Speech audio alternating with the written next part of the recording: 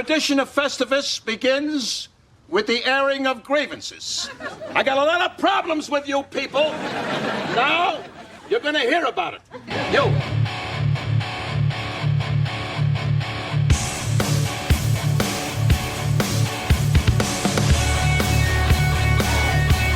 By the right of the council, by the will of the force. Welcome back into your very special holiday Christmas. Don't give a fuck. Whatever holiday you celebrate, this is the special that it is. It's actually Festivus today we're celebrating, so happy Festivus to the rest of us. I am Atomica. Follow us at Jedi Talk Podcast on Instagram, youtube.com/Jedi Talk. Directly to my right, he's celebrating Festivus. Not in a Festivus sweater. I don't think they make one with a pole on it, but that's Mr. Brad Hughes. Brad, how the fuck are you today? I am doing all right. It's been a weird last few days, but we're doing good, man. We're doing good here. Can you explain what Festivus is to the uninitiated? Sure. Well, those, I guess, I don't know. You're technically a 90s kid. I don't know if Kyle and I are, but if you're a millennial, you know what Seinfeld is. And in the 8th or 9th season, Jerry Seinfeld. Oh. Is that the guy that had that talk show? No, you mean the syndicated sitcom? No, I was Seinfeld? thinking about the one that, we invited the Klan member to tell us why. Oh, that's Jerry Springer. Yes. Wrong Jerry S. Yes, wrong Jerry S. They're all... What's the deal? They're all not the same. They're all not the same, Brad. They're all not... They share an ethnicity. I'm sure all Jerrys are not the same, okay? Steinfeld. Jerry Seinfeld. Brad Hughes. Had a hit show, and Festivus was the holiday that George Costanza's father created because he was sick and tired of the capitalism and the corporate, because he was reaching for a doll for his son. And then somebody else took it, and he got fed up, so he decided to create Festivus, a day to complain, air your grievances, have feats of strength, and worship a pole, because it's the complete opposite of Christmas. So our third co-host loves worshiping pole. Kyle, how the fuck are you? That's a great freeze frame. He froze. Yep, Hang look on. at him. Oh God, I hope this doesn't unfreeze. I want a picture of this. Ah, fuck. No. Damn it. That's a good freeze frame. Kyle, how the fuck are you? I'm doing good. We got some Florida-esque weather today. It's weird. It's really? It's like Christmas is in 2 days, and it's like you can walk outside with a sweatshirt on. It's fucking crazy. So, what do you think Florida feels like right now? If you had to guess, you said it's Florida-like weather. I mean, is it what, 60, 70? It's like almost 80, but yeah. It is. Seriously? Yeah, it's 76 at the moment. Oh, fuck you. He's like, oh, I'm sorry, 75. 75. It's going down. It's getting a little. Yeah. I had to throw on a sweater. You and your shorts. I actually didn't wear shorts. I am wearing shorts. Thank you for looking at my buff legs. I appreciate that. Hey, it's 45 in Chicago right now. Look at that. Oh, very Florida-like. Look at that. Yeah, so Florida-like. Look at that Monday. Look at that Monday, you 19 handle degrees. this weather. Yes. Yeah, that's why we don't live there. I handled it for 26 years and left. I have a question for you guys, a holiday question. What is your favorite Christmas movie, and then your favorite Christmas special? Oh. Favorite Christmas movie is The Santa Claus. Oh, dude, I just watched that again the other night with my kids. I think Tim Allen is a quintessential movie, Santa Claus, to me. It's a good one. And favorite Christmas special? The Rudolph counts, right? Yeah, it has to be that. You and me are really similar. Rudolph's my favorite one too, and then I go back and forth between It's a Wonderful Life, which is probably my favorite Christmas movie. It's one of my favorite movies of all time. And Christmas Vacation, but they're so different in tone. You know what I mean? It's hard to pick which one. Christmas Vacation. If I have to go tough. Quintessential feel good Christmas movie, it's a Wonderful Life. Okay. I watched that again. My kids love that movie, and my son the other day, dude, I love him so much. He goes, "Dad, we're gonna watch. I can't wait to watch It's a Wonderful Life. We're not watching the colorized version." I was like, "You're the fucking best. Dude. You're the fucking best." Kyle, what about you? Maybe this sounds basic, bitch, but I'm gonna say Home Alone, and I don't really need to defend that. I've never seen Home Alone. You've never seen Home Alone? Isn't that nuts? I've never seen that. Is pretty crazy. I've seen pieces of it, but I've never seen it from beginning to end. Wow. Yeah, I know, it's crazy. I was going to mention as a honorable mention Terrifier 3 because it technically is a Christmas movie. It's a Christmas movie. Yes, it is. A good call. Mm-hmm. Good call. What's your favorite Christmas special? What's the difference between movie and special? So specials like The Grinch or like something that aired on television and like was a television thing. Like the Rankin Bass special. Yeah, Santa Claus Coming to Town. Year Without a Santa Claus. Yeah.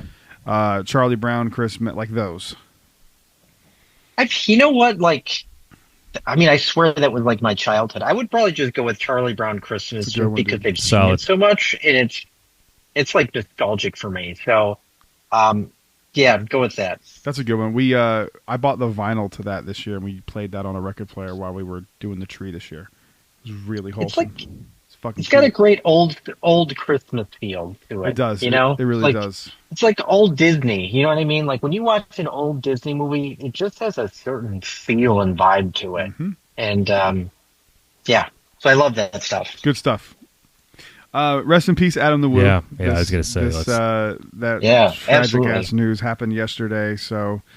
That's kind of what I mentioned when I said it's been a weird week. That was a tough loss, man. Brad broke the news to Kyle and I last night.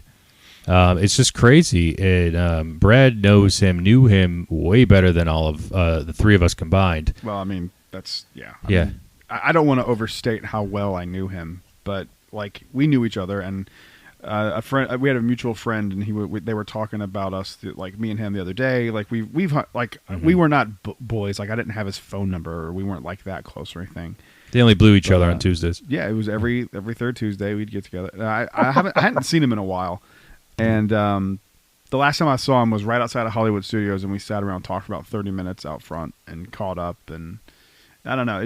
He was always really sweet to me and was a good dude. So it's really sad. I didn't realize he was 51. 51, I know. He didn't look it. And there were a lot of, we made the joke on here before that Brad looked like Adam the Woo and vice versa.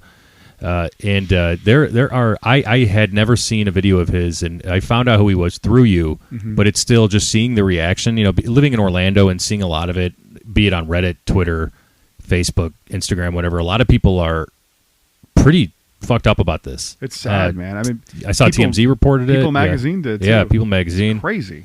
Yeah. I feel bad for like Justin Scard, who I don't know if I've ever formally met. I know we've spoken a little bit here and there, but like they were really, really good friends. So it's just, I feel bad for him and like his family. Of course, 2 or 3 days before Christmas is just brutal. God, yeah, awful. Bury your son 2 days before Christmas. It's just fucking awful. So. Things like this, you're like, let's hope the Force is real and he's one with the Force, and there's some good absolutely that's going on. And obviously, rest in peace, Adam the Woo. If it's something we can do, dedicate an episode to an individual, why not? Let's do it. But just don't take life for granted. Yeah. That's all we can say. Yeah, man. 51's way too young. It is way too young. 51's too young. 81's too young. It's all too young. We should live till we're 250,000 years old. That would be a little much, but yeah, it'd be interesting. I'm good for like 75. It'd be interesting. Anything past 70, I'm good. I want to enjoy retirement. I don't want to be working until I'm like, and dying at 69 is a cruel joke. Every man wants that, apparently. 69, I did it. So let's go from that news to I want to make the official announcement. We teased some guests for 2026, so we're going to make some. I don't know. This announcement might be my favorite all-time Jedi Talk guest that we're having on, just because of the connection and how well I think these guests are going to fit with Jedi Talk. So let me get that out of the way. So on our January 16th, let me just double check that date. I wrote it down here. Yes, the show that we will release on Friday, the January 16th, we will be having John Saluga and Christopher Sorrentino, who are the co-authors and authors of Nerdy, Dirty, and Tasteless Star Wars Jokes 4, the unofficial, unauthorized, and uncensored joke book. John Zaluga and Christopher Sorrentino, so thrilled to have the both of them joining Jedi Talk. I can't believe they agreed to. No, I'm just kidding. I saw a reel on Instagram, and it was Q of the Impractical Jokers. We've talked about the Impractical Jokers on the show before. Brad and I, 2 years ago, I think we played a Jokers game. Like at the end of an episode, remember we like wrote the answers for each other. Yes, and that was a lot of fun. It was fun. Evan was asking us the questions, but anyway. Q was talking out of this book, and it was like Star Wars jokes. I shared it in our story, and John Zaluga, the co-author of the book, followed Jedi Talk. I followed him right back. Noticed that he was a co-author of this. I checked more out, and we just talking back and forth. I noticed that he's a producer on the Impractical Jokers. So, holy shit, Brad! That's fucking cool. We're having a producer from the Impractical Joker who's come to talk to us about his dirty Star Wars jokes book. I mean, is there a better guest for Jedi Talk? Is there a better guest for Jedi Talk? Is there a better guest for Jedi Talk? That's what I was about to say. See, we can't even get it right. Is there a better guest for Jedi Talk? I don't think so. No, there's not. I'm thrilled to have John and Chris on. And Chris illustrated some of the pieces in the book. Cool. So we're gonna have copies by then. Oh, should I bring up John's YouTube and I can play a couple of the shorts with the jokes? Yeah, go for it. I'll show. Why does Princess Leia give Han Solo so many? She has a thing for rebels. How do you get a Trandoshan pregnant? On her feet and let the flies do the rest. What is 4 arms, 4 legs, 2 heads, and covered in fur and smells like what? 2 Wookiees butt. Great. No one? Okay. Sorry. A Wookiee walks into a bar with a poor. Yeah, that awesome. lines up exactly with what Jedi Talk is all about. So I'm excited. It's gonna be fun. I'm excited to have John and Chris on. Check them out. I'm going to tag their socials and a link to the book in the description of this holiday special episode. We can't wait to have them on the 16th. Yippee! God. I thought you were going to say January 6th, and I was about to be... Oh, wait a minute. Not on my holiday. No, not on your holiday. See, guys, we're perfect for this. So it is Festivus, and we decided we're going to air some quick Star Wars grievances. You want me to go first? Because I do want you to go first. Okay. Yeah, I feel like Kyle and I might have something going on here. So this year for the airing of the grievances, I wanted to gripe about and air my grievances with Star Wars fans in general. Look, there's more to Star Wars than the first movie you've ever seen as an 8-year-old.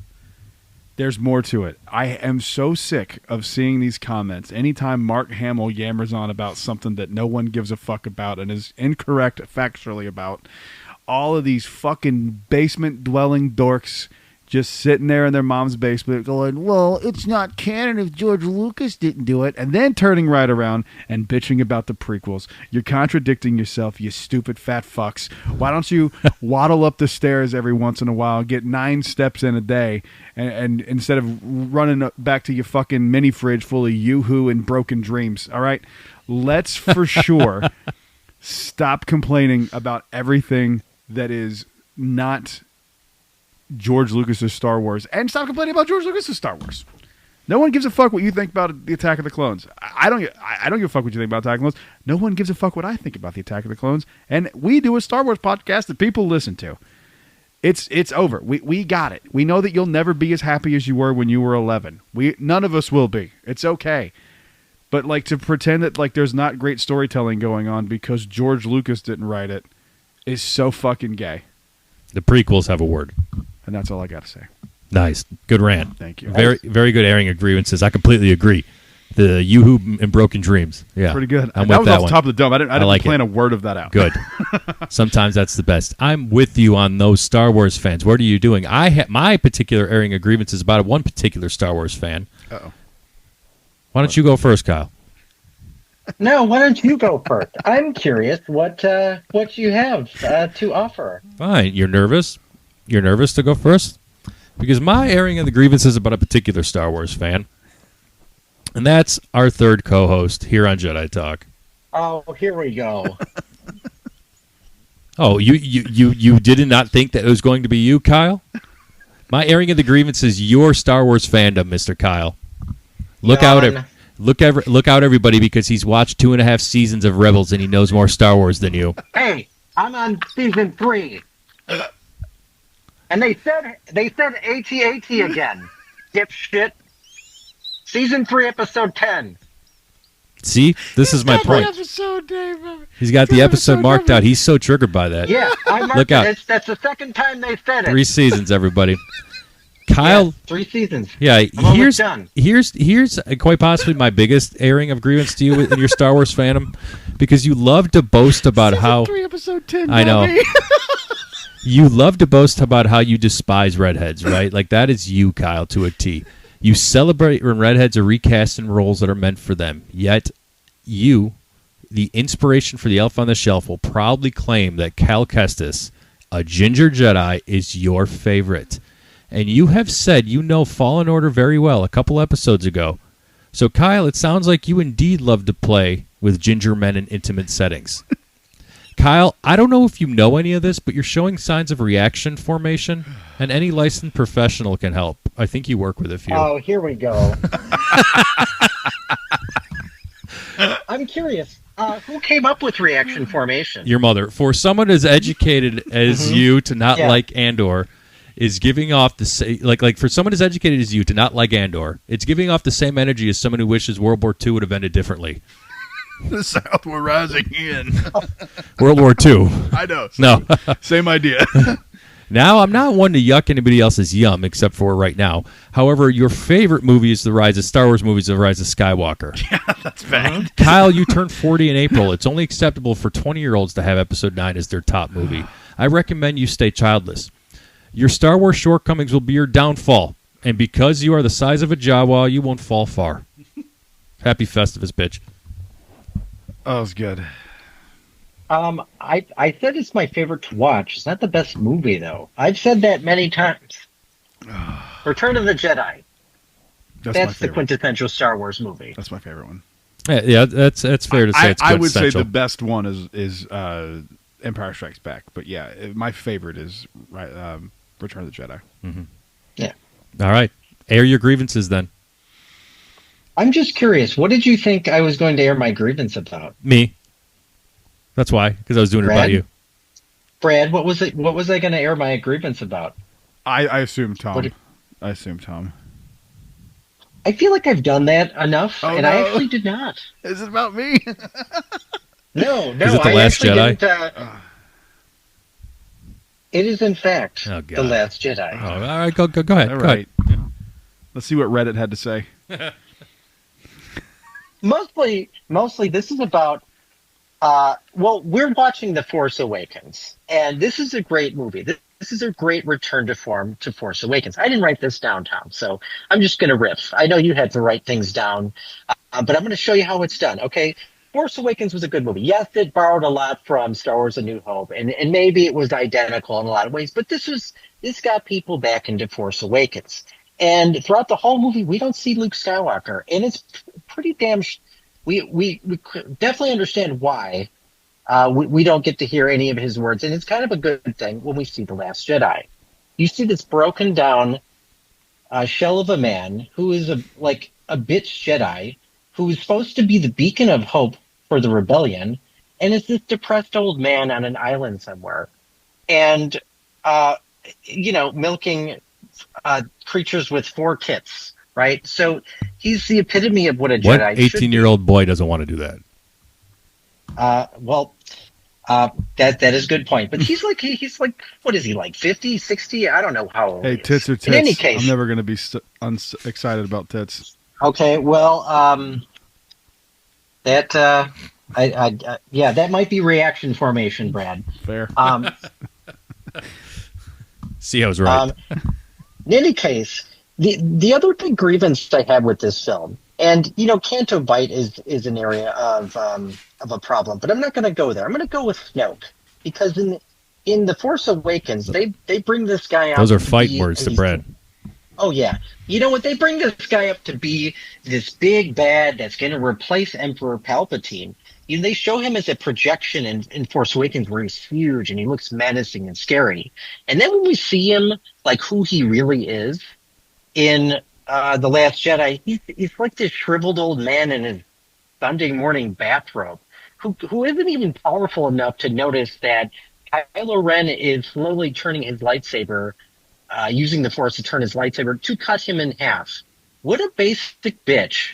And this is where it went off the rails. They should have capitalized on this character and made him, the most menacing character in the galaxy, but they didn't. They just decided to come back with Emperor Palpatine. Now, it's not a bad plot device, but it's not what it could have been. It's not great. And I feel like where this movie really failed, and where the biggest opportunity that was missed, is that you didn't put Han Solo, Leia, and Luke Skywalker together. I mean, granted, you couldn't have done that because of what happens in The Force Awakens, but when you So think how's that about The Last Jedi's fault?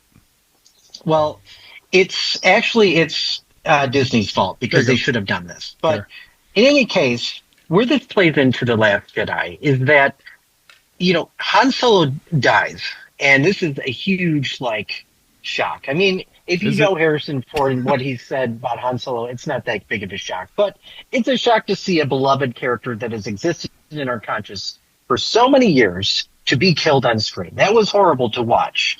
And so there's a lot of, you could have played off of that into Luke's character. And instead, he sits on this island and forces himself over to help the rebels when he should have got off his fucking ass and showed up and confronted Kylo Ren in person. Once again, we could have had an amazing lightsaber battle between two titans, two amazing characters, and yet we get this bullshit. I mean, it wasn't the worst thing in the world, but how epic would it have been if Luke Skywalker showed up, kicked the shit out of Kylo Ren, and, I don't know, rode off into the sunset or something. But that's not what would have happened. That's the whole point, is that he's cut himself off from the Force. He doesn't have the ability to kick his ass. That's the whole point. Well, in any case, that would be the story I want to see. Maybe don't cut himself off of the Force. And the other thing is, so he has a bad dream that Kylo Ren or Ben Solo is going to turn into Kylo Ren. How many Jedi have, dabbled into the dark side? This is something that, we don't always know that's going to turn out to be true. And he probably, in a sense, created Kylo Ren just by confronting him. The last thing that I will say about the Last Jedi is, it's the thing that everybody doesn't like. The forced relationship between Rose and Finn was just awful. Yep. Just terrible. I cannot tell you that I was so much in love with. Yeah, I was so much in love with The Force Awakens, and I was so excited to see The Last Jedi, and I was so disappointed with what we had received. And so that is my grievance. Somebody should retcon this shit. Our audience wants to have an airing of grievances with this last comment, this last segment. Man, the whole. There's a lot of people that believe in this, though. It's pretty divided. I don't think it's divided. I think we're definitely in the minority. But those people are retarded, so I don't care what they think. I've seen what makes you cheer. But what Luke does is... You're going to see a bunch of these mouth-breathing idiots getting excited that Captain America's back. Oh, God, yeah. He's back. Luke did the most... It was a great trailer. I mean, we all knew he was coming back. It'd be a great trailer in 20 years when it fucking means something. He was just in Wolverine movie. Wolverine and Deadpool. I know a different character, but he was just in a fucking movie. Yeah, just saw him in Marvel. RDJ, Chris Evans, all of them are coming back just for money grab because Marvel's been tanking like hell. You give them each their own movie. This is the same thing you just talked about, kind of, in a different way. Yeah. But that was the focus of the trilogies. Was supposed to be, it was Force Awakens is Han Solo's movie. The Last Jedi was Mark Hamill's movie, and then The Rise of Skywalker was supposed to be Carrie Fisher's movie. They did the best they could. Yeah. With what they had, so. So yeah, all right. So there, Kyle griped about The Last Jedi. Tell us. I mean, Brad and I have defended the shit out of Last Jedi to him and his terrible takes. So I want you, let him have it in the comments below YouTube. There's going to be a lot of people supporting him, but they're also retarded. So give us the reasons. Now you can do an airing of grievance of Jedi Talk fans. Oh, that would be fun. That would be fun. Send them into us. Yeah, send in Jedi Talk podcast. C4T3's airing of grievances, Jedi Talk edition, because the Force demanded it and HR already quit. General statement. Jedi Talk is the third worst thing to happen to the internet, right behind pop-up ads and Kyle discovering Twitter polls. The odds of this crew finishing a show without me are 3,720 to 1. And that's only because probability theory pities them. Kyle, sloppy seconds. Kyle is what happens when a cocktail waitress at Rachel's Steakhouse gains sentience and a microphone. This man treats waitstaff like lepers, yet somehow is a waitstaff emotionally. Kyle loves Megadeth more than Metallica, which tells me everything I need to know about his moral compass, taste, and why Ewoks cross the street when they see him coming. He collects pop figures, not because he likes them, but so he can stand alone in his Sedona turquoise jewelry bunker and whisper, "I'm better than you." Kyle lost his virginity to the dad from Small Wonder and somehow thinks Halloween Ends is cinema. He accidentally ate a magic mushroom and now believes he's John Travolta, which explains the dancing, the denial, and the lawsuits. Also, Kyle's mom remains the hottest mom. This is not up for debate. This is canon. Brad's work desk is a semi-retired sex swing, and frankly that explains his posture, his opinions, and why OSHA refuses to return his calls. Brad runs the Orlando chapter of the Hanson fan club, yet somehow still believes he's intimidating. This man is a bouncer at the Pink Pony Club whose primary threat is, "Hey buddy, I'll write a song about this." Brad steals names off the Christmas tree at church, buys the gifts, then keeps them. That's not naughty, that's imperial-level villainy. Monorail Girl has sworn vengeance on Brad, which is fair, because Brad abuses the handicap pool lift like it owes him money. Rob Harford paints Brad nude, not as art, but as a warning. Tom wraps himself in a blanket and cries every time Clarice sings "There's Always Tomorrow." That's not nostalgia, that's a medical condition.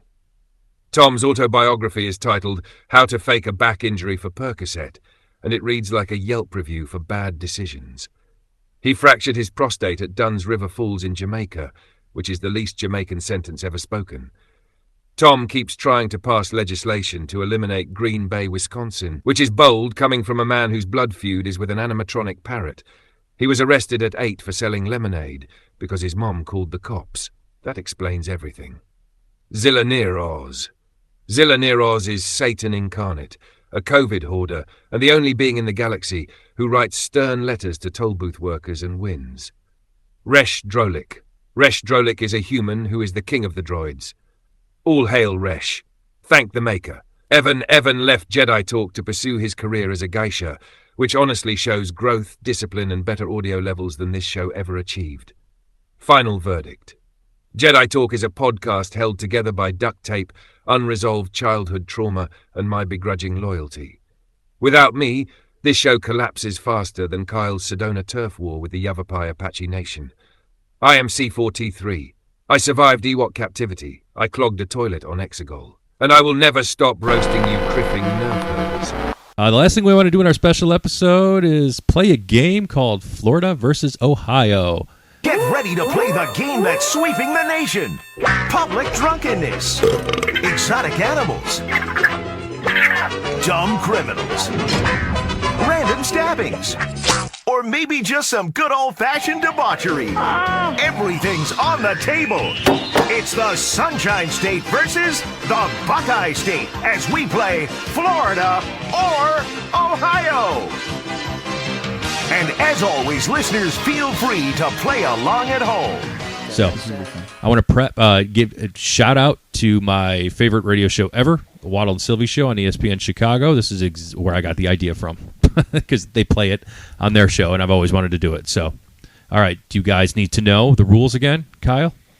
Do you need to understand? Do we need to buzz in, or do we want to just? No, we just guess. I don't care what you have to say, so I'm just going to say whatever I want. All right. Well, you can kiss my big red ass, you human dildo.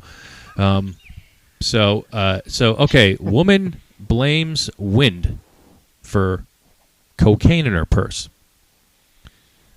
So I'm gonna go. Hold on. I've more to the story. Oh, okay. Which will help. So she had to be high to think of an excuse like this was going to work.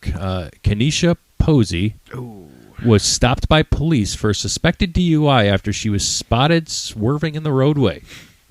When the officer approached the car, he distinctly smelled marijuana, as one would. During a search, the officer found both marijuana and cocaine inside Posey's purse. Posey copped to the marijuana, but denied the cocaine was hers.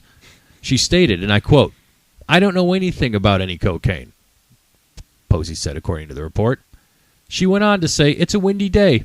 It must have flown through the window and into my purse." Wow, that's some strong wind. Did this happen in Florida or Ohio, Brad? I'm going to say Ohio because I think, Miami. I think Florida would be more methy. Oh, so I'm going to say Ohio, even though I don't think it's Ohio, but I'm going to say Ohio. Okay, Brad. All right, Kyle. Oh God. I feel like that I'm going to go with Brad. Ohio. That sounds like an Ohio thing. Well, she had to be thought. Think of an excuse, says Kenesha Posey from Fort Pierce, Florida. You both were wrong. I had a feeling it was Florida. When I heard Kenesha. Florida woman blames Wynn for cocaine in her purse. That has some Florida energy. All right. It does. It does. I've got one more. Try to redeem yourself. See if you can go 1 for 2. Which was Kyle's batting average with the men he went to prom with. So pet raccoon with meth pipe in driver's seat adds strange twist to drug arrest. I got more. Hold on. Okay. Wow. This one. I remember why I picked this. The pet raccoon's name in the story. His name is Chewy. So it works out for us here. What started as a police officer stopping a car for suspended driver's license and active warrant turned into a drug bust after the cop found a pet raccoon sitting in the driver's seat with a meth pipe in its hand. According to the township that this happened in, the incident took place past May 5th. May the 4th would have been great. I know, right? Revenge of the Sith. 1 day off from being a legend. The department wrote that the strange encounter on patrol, they explained that one of the officers conducting a traffic stop was identifying the vehicle whose registered owner had an active warrant and suspended license. And following this, the officer detained 55-year-old Victoria Vilda without incident. However, things took a strange turn when the officer found a pet raccoon in the driver's seat. The animal, named Chewy, was nestled on the seat with a meth pipe in its mouth. This led police to the search vehicle further and discover bulk amounts of methamphetamine, crack cocaine, and 3 used glass meth pipes. Where did this happen, Brad? I know what I just said about meth in Florida. But would they go 2 Floridas in a row? Man, it's a lot of meth. I'm going to say Florida. Okay. The raccoon, I don't know. Do we have raccoons here? Well, we have copious amounts of raccoons. Okay. Yeah, I'm going to say Florida. Florida. Wow, you guys suck. This was Springfield, Ohio. God damn it. I knew it. Yeah. Go with your gut. Go with your gut. This one did feel Florida-like, though. Raccoons and meth pipes. If this one had been read first, I would have said Florida. That's the only reason fair. Overthinking it, Bradley. Overthinking it. Story of my life, brother. Well, you guys got anything to say left on this special holiday episode? Come see us for the Mandalorian and Grogu. Yes, come see the Mandalorian and Grogu with us. It's going to be a good old time. We're going to get that thing filled up with a bunch of Star Wars fans. Yeah, the list is filling up. Jedi Talk Podcast on Instagram. And if you want to debate me about anything I said about you Star Wars fans, please feel free to do so at this event. Master Debater, Brad Hughes. I'm going to say that I really hate the zoom in feature that Zoom has now, where they zoom in on the speaker, because it keeps zooming in on Tom, and it's very unsettling. It also zooms in on him when he's not talking, I've noticed. Well, I just have an aura about me. I mean, can you point the camera at a dog turd? Because I'd rather look at that. I think it's just white correction. It's just trying to zoom into the whitest thing on the screen. It is white correction. White balance. Isn't that the same thing George Lucas did? It's why they went to Hoth. I think so. Or went and filmed. So, all right. Well, Brad, take us home. Hopefully, Kyle will be kicked off the show next time we get together. So, thank you guys for listening. We'll see you guys in the next episode. Have a safe, merry, happy holiday. Till then, stay safe. May the Force with you. Actually, the camera's zooming away from Brad's cardigan. That's why it's doing it. Well, fuck Rise Jedi Knight, you fat slob.